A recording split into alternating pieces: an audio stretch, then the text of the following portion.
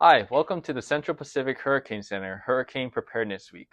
This week, we'll focus on what you can do now, ahead of time, when the weather is quiet, to safeguard your home, business, family, and yourself.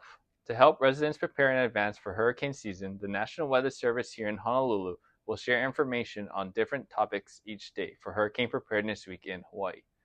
Preparing for a hurricane in Hawaii isn't the same as preparing for the mainland. We can't drive out of the hurricane zone. We are also more vulnerable to the cutoff and isolated locations we are, and we have to be ready to support ourselves and our neighbors. With that in mind, we'll include links and resources from local agencies and organizations to help provide more details with a Hawaii focus.